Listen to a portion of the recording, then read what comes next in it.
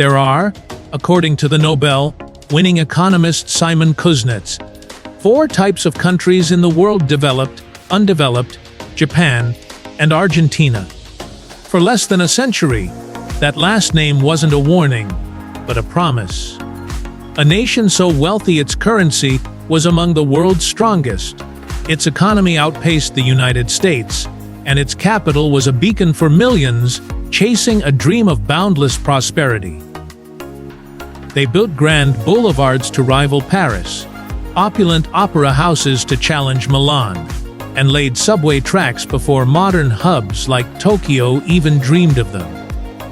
Today, the headlines paint a different picture, a canvas of crushing inflation, political whiplash, and a society wrestling with the ghost of its own potential. How does a global superstar become a complex, cautionary tale? We are not here to simply visit Argentina. We are here to trace the phantom limbs of a future that almost was, to understand the passionate, resilient, and profoundly beautiful soul of a nation that refuses to be defined by its crises. This is a journey along the currents of a river of memory, melancholy, and unwavering ambition. To understand the Argentina of today, you must first walk through the grand and slightly faded ballroom of its past. And there is no better place to start than the Buenos Aires of the late 19th and early 20th centuries. The period known as the Belle Époque, or the Beautiful Era. This wasn't just a city, it was the physical manifestation of a national dream.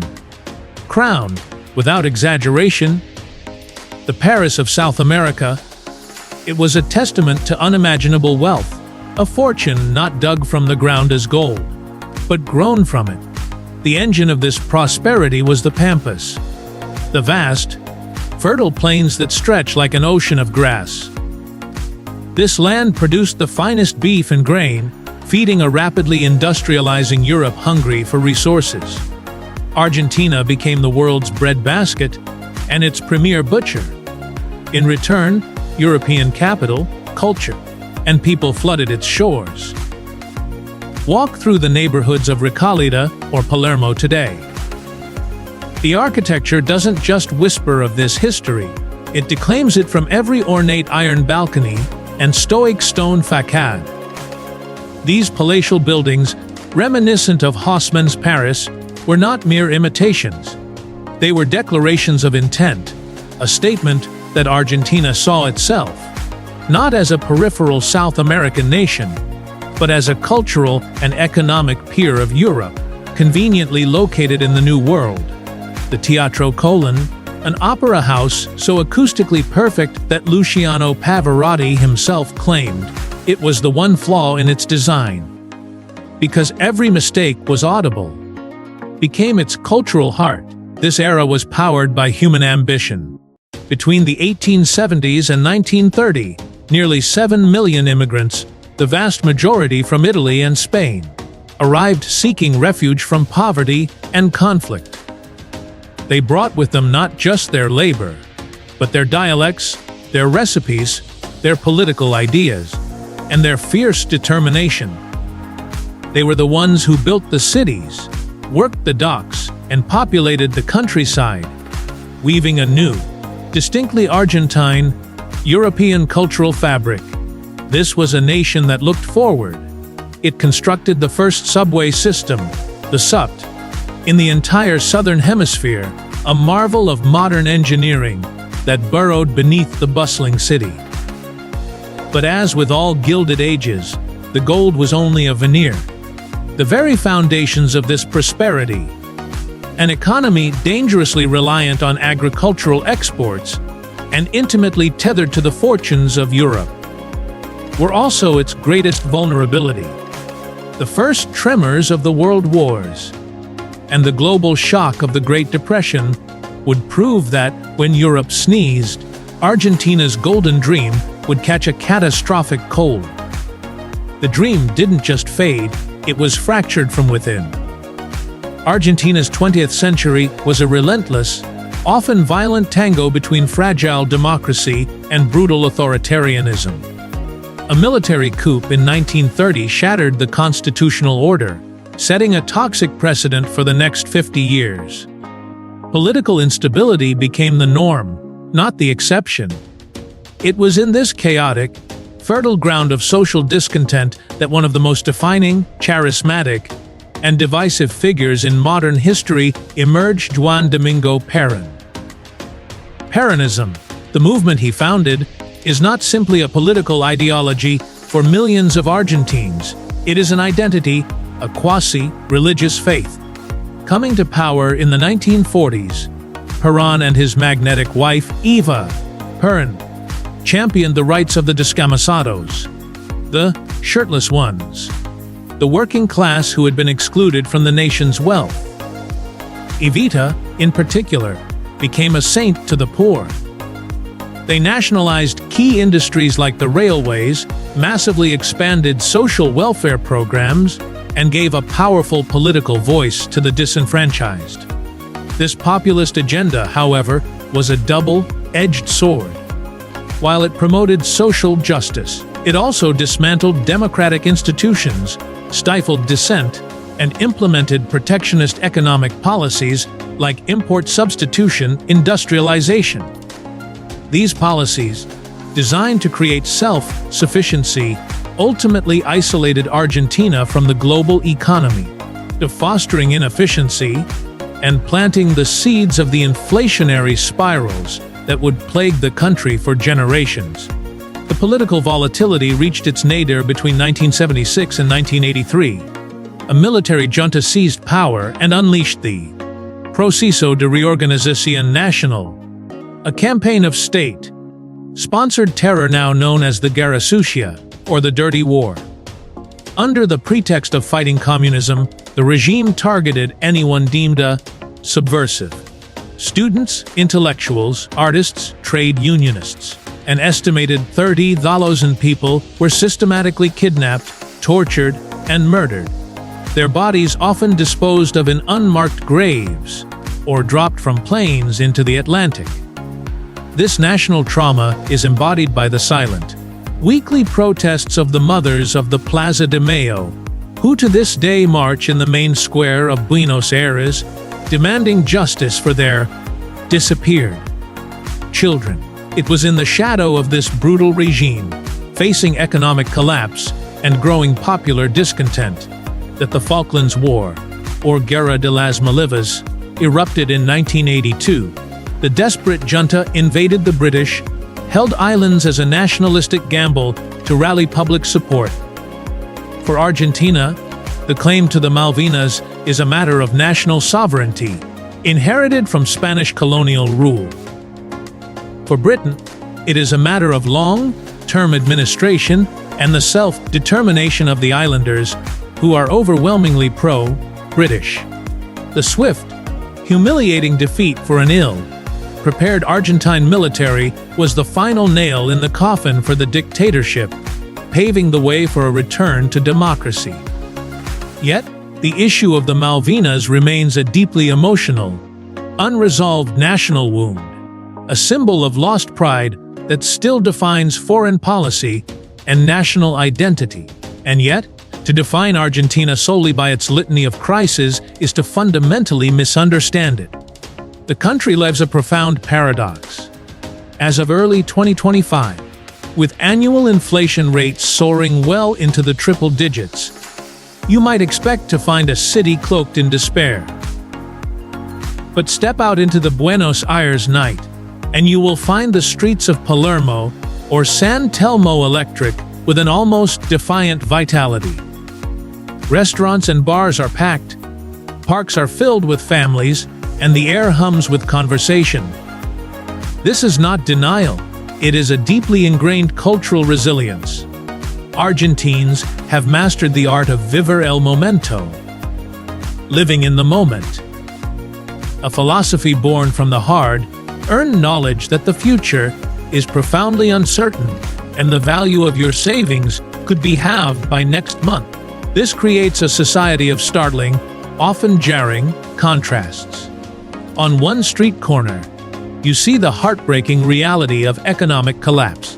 with nearly half the population living below the poverty line. The number of people sleeping on the streets is a stark and painful reminder of the struggle. Yet, there is an immense pride in appearance and culture.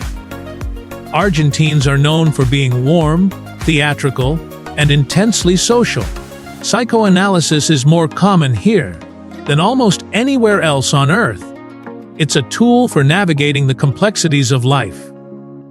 This is a society that values conversation, debate, and human connection above all. This modern Argentina is also remarkably progressive. Same-sex marriage has been the law of the land for over a decade. While the country is nominally Catholic, most people hold a very liberal, open-minded worldview, forging their own moral codes, separate from religious dogma. But this free, spirited mindset coexists with serious societal dysfunctions. The crime rate, particularly opportunistic theft, is high, a direct consequence of economic desperation. Locals have developed a sixth sense for safety, offering pragmatic advice: never leave your phone on a cafe table, keep your bag in your lap, and if confronted, always hand over your belongings. There is a widespread perception that the justice system is a revolving door, with criminals often released quickly. This is fueled by a complex societal view that sometimes sees petty criminals not as villains, but as victims of a failed system, a mentality that contributes to a sense of impunity and frustrates many citizens. It is the central, exhausting tension of modern Argentine life, a sophisticated, cultured society grappling with a breakdown of basic public order. The soul of Argentina is not just lived, it is expressed with a raw passion that has captivated the world. You cannot speak of Argentina without speaking of tango. Born in the late 19th century in the crowded, working-class ports of Buenos Aires, a melting pot of Italian, Spanish, and Eastern European immigrants, tango is far more than a dance. It is a 3-minute tragedy, a story of longing, nostalgia, betrayal, and desire, all expressed through the melancholic lament of the bandoneon. It journeyed from the brothels and dimly lit bars of La Boca to the grand salons of Paris and back again, becoming the nation's most iconic cultural export. To watch it performed authentically is to witness the nation's soul laid bare. Then there is the food, a direct and delicious reflection of its immigrant heritage. Argentina is, of course, the land of the asado. This is not a mere barbecue, it is a sacred, day-long ritual. It is a social gathering where friends and family convene around a parrilla's grill for hours, slowly cooking various cuts of beef, the quality of which is legendary, while sharing stories and wine. But the culinary scene is so much richer. It's the Italian influence in the handmade pastas, gnocchi, and the uniquely Argentine style of pizza.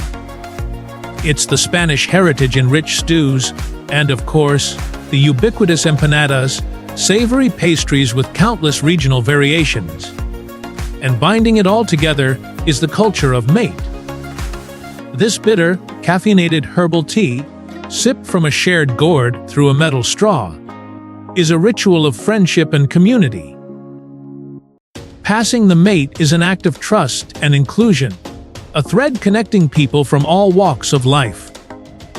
Pair this with the world-class Malbec wines from the sun-drenched Andean foothills of Mendoza, and you have a gastronomic identity that is both profoundly rustic and surprisingly sophisticated. This cultural output extends to the highest intellectual spheres. Argentina has given the world literary giants like George Louis Borges, whose fantastical, labyrinthine stories reshaped modern fiction. And, of course, there is football. It is not a sport here, it is an organized religion. The rivalry between Buenos Aires clubs, Boca Juniors and River Plate, is one of the most intense in the world, and its prophets are figures like Diego Maradona and Lionel Messi. They are not just athletes, they are national deities, symbols of Argentine genius who rose from humble beginnings to conquer the world. Maradona, the flawed, passionate god, and Messi, the quiet, relentless genius, represent two sides of the national character. Football is the great national theater, the stage where Argentina's dreams of glory are consistently, beautifully realized. While the narrative of Argentina is often centered on the magnetic pull of Buenos Aires, to truly grasp the nation's epic scale and diversity, you must leave the city behind. This is a country of staggering geographical extremes. In the subtropical north, on the border with Brazil and Paraguay, the earth splits open to reveal the Iguazu Falls. This is not a single waterfall, but a horseshoe-shaped system of 275 individual cataracts, a thundering, misty, primordial spectacle that dwarfs Niagara. Standing in the Devil's Throat, surrounded by the deafening roar and overwhelming power of the water, is a truly humbling experience. Travel west, towards the Chilean border, and the landscape rises dramatically into the formidable Andes Mountains. Here, in the northwest provinces of Salta and Jujuy, the scenery is otherworldly: vast salt flats, cacti-studded deserts, and mountains streaked with an impossible palette of reds, greens, and purples. It is a region with a deep indigenous Andean culture, a world away from the European feel of the capital. Further south, you enter the mythical, wind-swept realm of Patagonia. Here, the scale is heroic. Vast, empty steppes give way to jagged granite peaks, turquoise glacial lakes, and ancient forests. This is home to the Perito Moreno Glacier, a living, breathing river of ice, 3 miles wide and 20 stories high. It is one of the few glaciers in the world that is still advancing, and you can stand for hours listening to its groans and the thunderous crack as massive icebergs calve from its face into Lago Argentino. The continental journey culminates at the very tip of the continent in Ushuaia, the southernmost city in the world. This is the fin del mundo, the end of the world. Life in this remote, beautiful, and windswept outpost is shaped by the harsh, subpolar climate. It is the final gateway to the frozen wilderness of Antarctica. To travel from the humid, tropical jungles of Iguazu to the icy shores of Ushuaia is to understand that Argentina is not one country, but a dozen different worlds contained within a single, sprawling border. Today, Argentina stands at a perpetual crossroads, navigating a dizzyingly complex modern reality. The economic crisis remains the dominant narrative. The official currency, the peso, is in a state of constant, managed devaluation. This has created a parallel financial universe.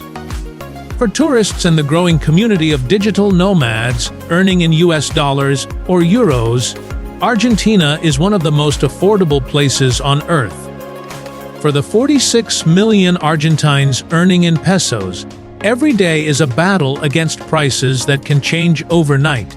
This has led to a thriving black market for currency known as the dollar blue. Blue rate, not the official one, is the true pulse of the economy, reflecting public confidence and dictating the price of everything from real estate to cars. This desperate need for stable foreign currency cripples the country's ability to import goods. Argentina's treasury lacks sufficient dollar reserves, creating major bottlenecks. Finding the latest iPhone, a specific medication, or a particular size from a global fashion brand can be an odyssey. Consequently, Apple products here are among the most expensive in the world, burdened by massive import taxes and scarcity. This economic isolation is a source of immense frustration for a population that feels culturally connected to the wider world, but is economically cut off from it. Yet, it would be a profound mistake to write off Argentina's innovative capacity, The narrative of a purely agricultural, non-industrialized economy is outdated. Despite its struggles, Argentina is a regional leader in specific high-tech fields.